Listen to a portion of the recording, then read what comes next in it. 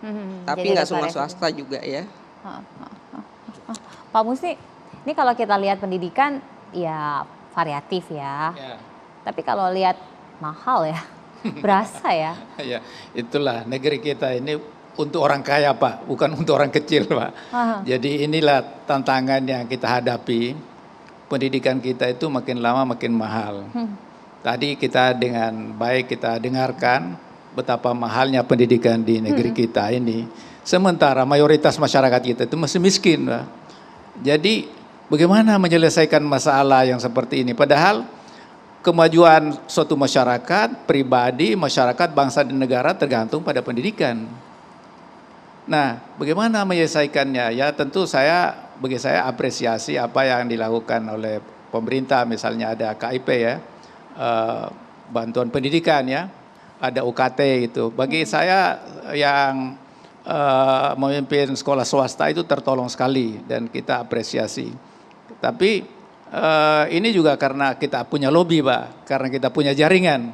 Nah bagaimana rektor yang nggak punya jaringan Pak? Yang nggak dikenal di parlemen, dikenal di kementerian, itu lebih susah mereka itu. Jadi ini kalau kita lihat dari itu. Tapi saya ingin membandingkan pendidikan di Malaysia dengan di Indonesia. Terlalu mahal di Indonesia menurut saya Pak. Untuk meraih gelar doktor kalau di Indonesia itu bisa 250 juta sampai 500 juta. Lebih, Di Pak. Malaysia itu bisa 95 juta orang sudah bisa meraih gelar doktor dan itu berkualitas tingkat internasional. Itu contoh saja. Saya karena pernah belajar di sana itu murah sekali saya memperoleh bantuan. Mungkin saya nggak bisa meraih dokter kalau saya tidak sekolah di negeri jiran.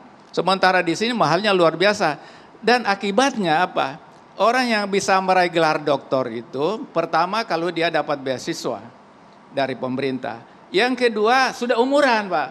Orang yang udah mapan atau orang yang bekerja atau menjadi anggota parlemen atau di pemerintahan, tapi itu tidak begitu diperlukan lagi oleh perguruan tinggi.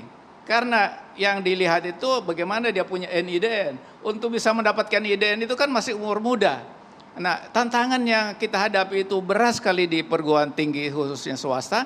Karena untuk menghadirkan yang bergelar doktor itu tidak mudah Pak.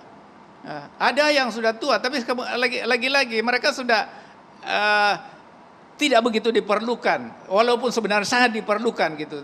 Tapi untuk ukuran dari pemerintah itu kan harus ada NIDN itu. Jadi ini tantangan yang kita hadapi. Sekali lagi, ini akhirnya politik Pak. Semua kebijakan dimanapun itu, politik di bidang pendidikan akhirnya ditentukan oleh mereka yang berkuasa. Sekali lagi ada memang bantuan. LPDP kita lihat itu bantuan. Banyak yang dilakukan. Tapi terlalu banyak orang yang memerlukan itu. Sementara yang bantuan itu kan terbatas. Ada misalnya kita harapkan dari dunia swasta kan ada CSR. Tapi mereka sendiri mendirikan perguruan tinggi sendiri. Dan mahalnya luar biasa itu. Jadi kita ini ditipu oleh orang-orang kaya.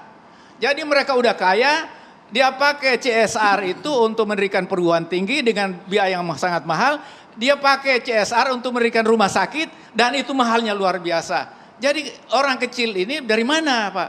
Sementara pemerintah kan terbatas. Ya. Jadi mudah-mudahan dengan kebijakan ini, dengan forum seperti ini bisa menyadarkan kita semua.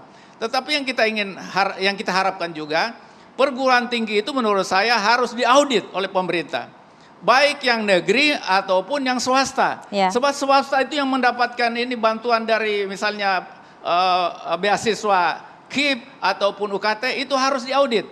Agar bantuan dari pemerintah ini tidak disalahgunakan oleh yayasan. Karena dunia pendidikan ini adalah bisnis sekarang ini. Masalah sosialnya itu menurut saya sudah sangat terbatas Pak. Oke, jadi ternyata bisa jadi bisnis. Nah kalau sudah jadi bisnis repot juga. Karena sebenarnya ini adalah kebutuhan dasar. Betul. Untuk bisa membangun bangsa. Apakah secara ekonomi melihat seperti itu? Nanti Prof Didi akan jawab. Dan bagaimana kemudian catatan dari Komisi 10 sesaat lagi tetaplah bersama kami.